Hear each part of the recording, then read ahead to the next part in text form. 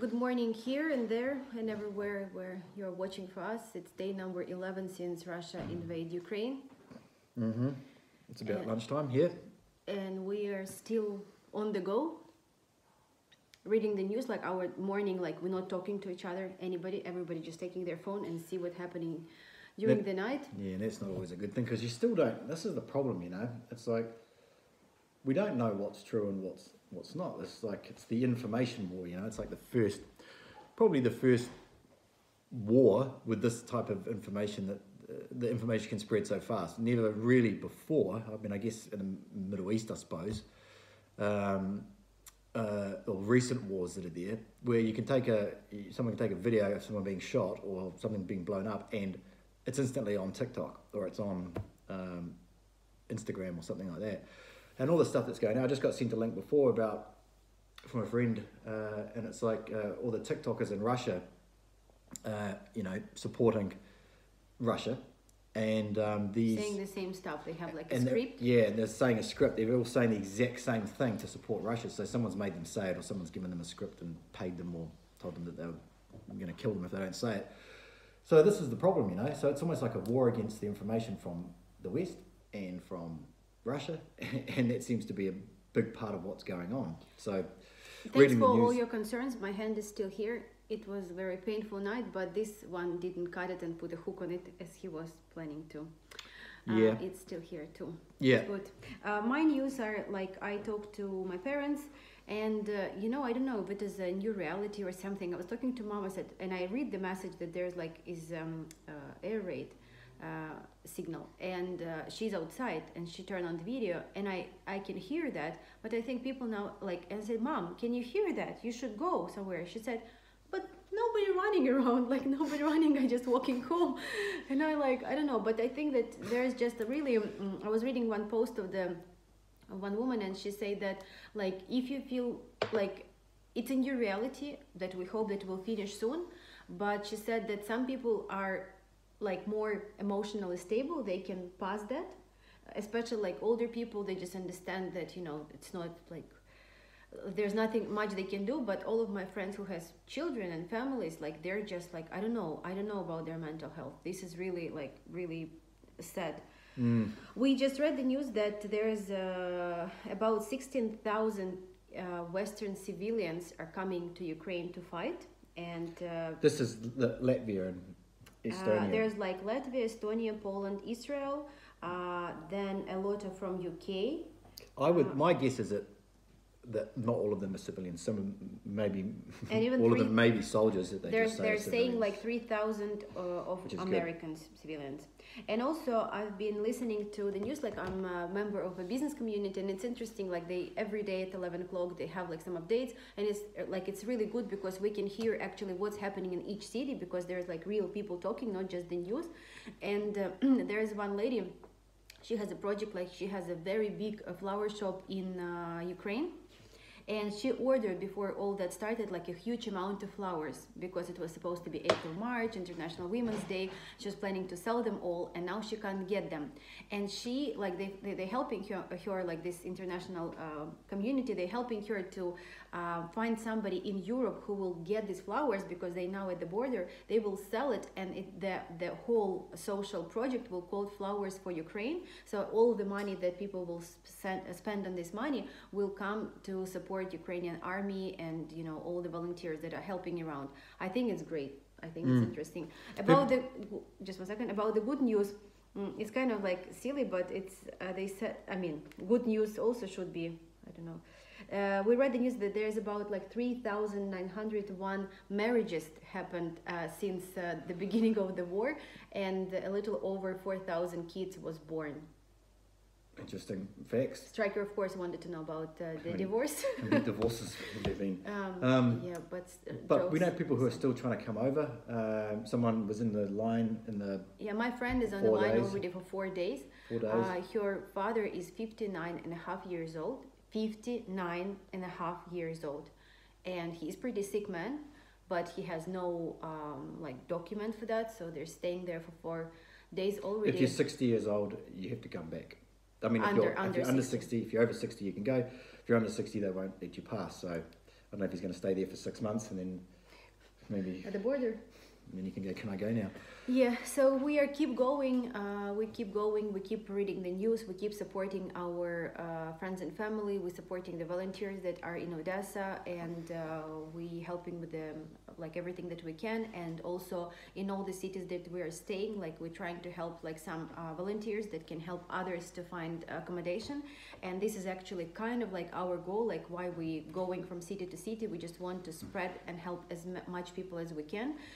And yesterday, we accommodated about 10 families in Romania because we've been there, we helped there, and the family with whom we stayed in Hungary also, like they said, that just let us know if anything, like we will be able to help others. There is an old woman next to them that accommodating some Ukrainian people, and she said that there's like also older couple, they speak different languages, they don't know how to use any like internet or translators, but they just living for now, 3 of them together, and try to communicate. And I think that by the end of the month they both will speak both languages. So this is our mission. We try to find as much people as we can on the way to help others. So this is update for now. We should start driving. It will take us about 4 hours. 4 hours. We're going to I don't know, we're going to Italy. Yeah, we're going to Italy now, and this is what we're doing. We still don't really have a solid plan of what we're doing. We keep still hoping that tomorrow it's finished and they say, it was nothing, come back home, everything's fine. But the reality is that we don't really know. So we're just going to try and find a place that's like comfortable, I suppose, that's away. And we know people in other countries that can help with a few things, like we have a car with us and stuff like that we need to sort of think if we're going to be flying, where do we put it and stuff. So that's kind of our dilemma at the moment, but these are very good problems to have. If any of your friends or girlfriends or something like are in Ukraine, it's what a lot of our friends, they do have them. So we're helping also a lot, like we're sending different links, and there's a different website. There's different there's a different website that we can help with accommodation and stuff, so just contact us, preferably on Telegram. It's just easier to reply there, and if you didn't join Telegram yet, just do it. It will be in the description below. All right, let's go. Yeah.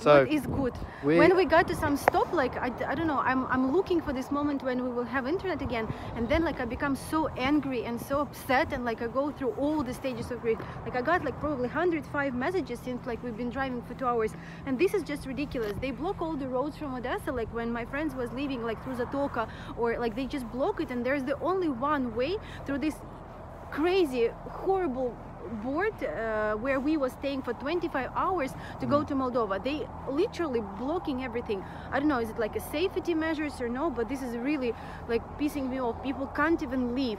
And then I talked to our partner in Zaporozhye, and she just sent me messages, and she say like here all the messages, they saying that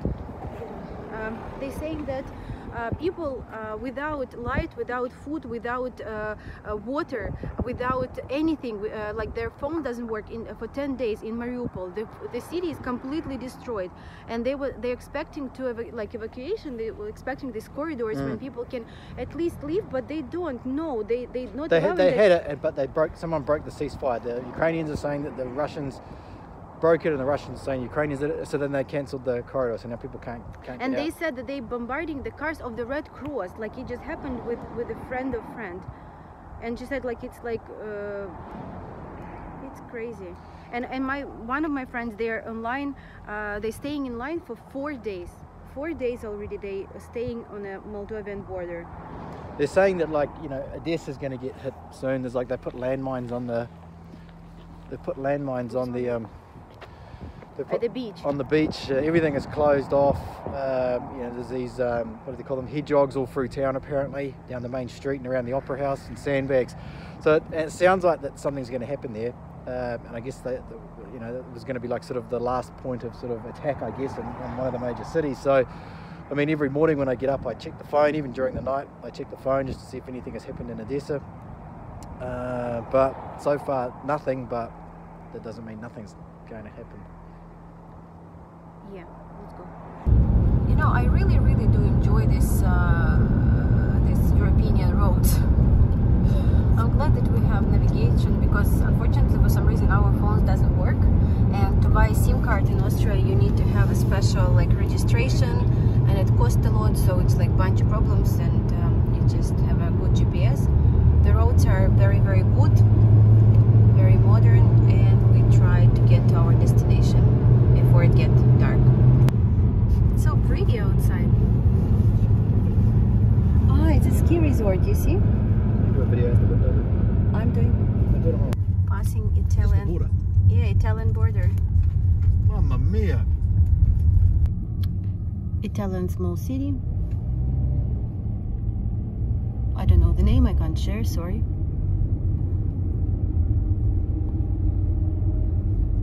Very cozy.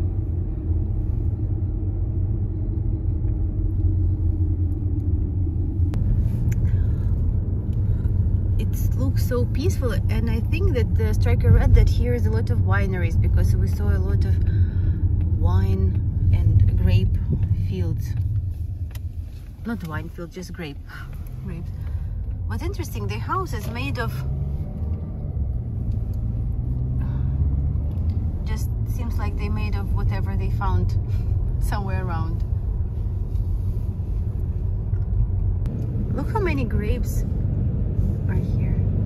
I assume in summer it's gonna be so green here and so nice.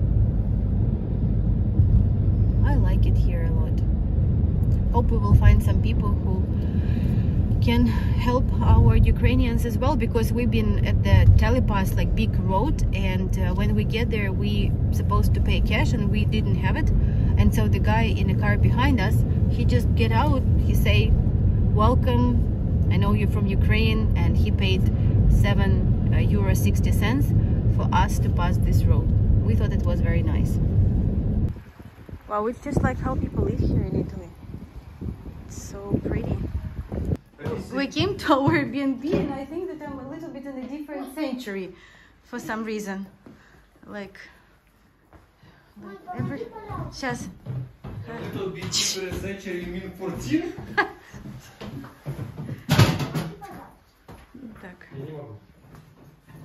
Okay, it's a real mission to get food. We're starving. On Sunday nothing works, and we found one shop that is working. No places like a restaurant or anything around, so we... Yeah, and to find this place, it's quite difficult. It's really difficult. It's a really nice looking place, but we found like a German, Italian guy, and he started running, and so everybody was running, and the conductor was driving the car, and we were running through these streets, and it was like that. But here, like, it's strange, it says like no passing, but like the view will show in the morning is incredible, but it looks like very historical place, and he was just help us running around, even though the address on Airbnb and he was dressed kind of like in running, like kind of sports clothes, and the way that they were running down these little streets, it was like the Amazing Race, that TV show. They got to find the clues in another city. But what is interesting is that like this place really looks like something historical. It has this icons, I will show in a second. I don't know, very unusual. So here, I don't know what it is. It doesn't seem like church, but like some painting here. Older, historic.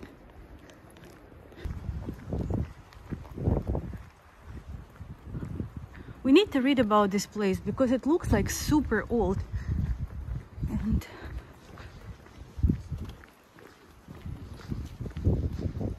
under any other circumstance, it would be very pleasant and enjoyable, but it's kind of hard, you know, to kind of enjoy it.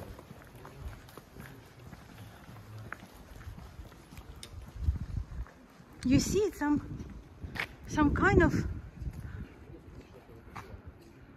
I don't even know what it is.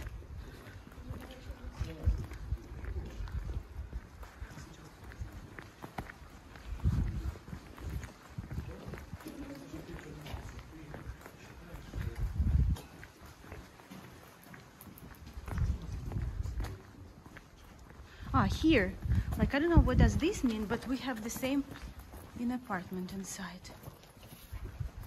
Whew. Good evening, everyone. So we've had dinner and we've settled down. The time is 10 p.m. on a Sunday. His name is Diego. It's mi amigo Diego. If you care. Yeah, it's actually been every day is interesting. You have a whole bunch of different thoughts, and yeah, I don't know. It's quite interesting doing these videos because we share them with people that we know, our friends, people that know us from one way or another. So I guess, yeah, I don't know. At the end of the day, we talk about stuff. You know, information comes through. You go through a range of emotions. You know, it's a roller coaster of emotions throughout the day. Watching the news, as I've mentioned, doesn't really seem to, it doesn't help at all. And sometimes it's good that we have such bad internet here, or not bad internet, but we have just, no internet. Yeah, we just didn't bother buying SIM cards, which we should do, but they're just such a pain here. You got to register and all this stuff. It's just stupid. But yeah, one thing we were just talking about before, which I thought was interesting, and I thought we would share it, is that, you know, when we live in Ukraine, Ukraine has a lot of good things, and I love living in Ukraine, but it has a lot of things that kind of niggle at you as well. You know, like where I live is in this apartment building, it's brand new, and they're always having power outages, and it's got like bad water pressure, you know, and the roads are... And the guy was making the renovation all the time, and it was bothering us to do the videos. I even don't mind to hear him. Yeah, so and we were talking about how all these things, like bad parking is always a problem, and all these things that we complain about, you know. I promise that I will never ever complain about this again. Yeah, we were saying how all of those things, like sometimes I would have no internet for an entire day and I can't work, or the power will just go out when I'm saving something on my computer, and I'll be just like so pissed off that the power's gone out and I've lost that work that I was working on. But it really, when you look back on all these like really, really small problems, they're so insignificant, and I'd do anything to go through all of those problems again, you know, as opposed to going through what, you know, not necessarily what we're going through, but what the whole country is going through. You know, like the bad roads, you know, they actually weren't that bad, you know. and I think that, you know, when the power goes out, you know, you can just go for a walk for the day. You don't have to work, or if you don't have any internet, well, then you can just, like, you know, listen to your ebook that you'd already downloaded. You know, it's all these little luxuries in life that you really do take for granted. And, you know, it's unfortunate that it takes something as you know, as catastrophic and as devastating as this to make you realize those small things in life are so insignificant, and what actually makes you happy. You know, it was something that we're talking about today, and even here, like where we're staying is like incredible. It's like just an amazing place all around these old buildings. It's scary, but he likes it. I like, you guys that know me, I like really old buildings. But this thing on the wall, like, it's really like, I don't know, what are they doing there? It's like, I don't know if you've seen it. It's not that important, of course, but this is like, a bit scary. Yeah, but it's hard to enjoy it. Like if I was here under any other circumstance, even if I'd got lost and ended up in a place like this, you'd appreciate the serenity that is here, and the interestingness that we've randomly come into. But it's difficult to sort of think about it when there are other people that are back in Ukraine that are stuck, that can't get out. Now they've shut like the borders, and a bunch of other stuff. And all the people that are buildings and people that are, you know, that's affected, and the cities and everything like that. So I don't know, it's just something, I guess all these little experiences in life, you know, I guess they shape you and they make you a little bit stronger in all different ways. All my people and all my like friends and family in Odessa, they really, you know, they have such a strong spirit. I seen the video, like one of my friends, like she's the one that was sending most amount of money. Like they buying a lot of like food and they cooking, and like every day they cook about like 10 kilos of rice and like a lot of cabbage and carrot, and she's like carrying everything in her car, and she called her little car like a little supermarket. And she sent the video from the beach, like that how much they make this protection at the beach, and the guys are singing our national song, and like the spirit of people is so strong. But there was just like, it's so, a lot of these guys just yesterday, like 11 days ago, they've been like successful businessmen. They was like having businesses and creating plans, and like we were thinking, especially in our community, that we like what we're gonna do this spring, and we have so much plans. And it's like I look at on Instagram, you know, some people like have no food, and some people like having like some, you know, like another part of the world, they have like some festive life. And it just like, I can't believe that this is like this the contrast between these two things. These two things. But Striker is right that like I really promise that I will never complain about anything in my life, you know, that I don't have something, or you know, I want something and I can't get it, or like I have not enough inspiration today for something, or this guy who was really like always annoying in your place with the videos was like I wish I can hear him. I hope he's safe. So that's it for today, day 11.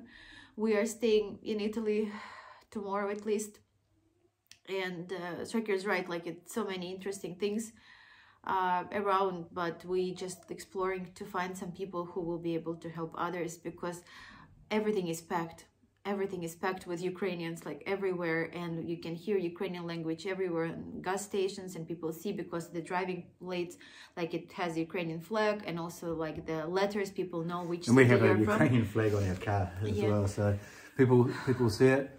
But those are just our thoughts, end of the day thoughts. Yeah, join our Telegram as well. And if you have any questions, or you want us to help you with anything, or you have something that we can be helpful with, we're happy to. We're happy to share like our details if anyone is stuck or anyone is near us that we can help. So don't be afraid to reach out, and even in the comments or something like that. Or better on Telegram. It's like Telegram, yeah. Okay, we see you tomorrow. Thank you for watching. Good night.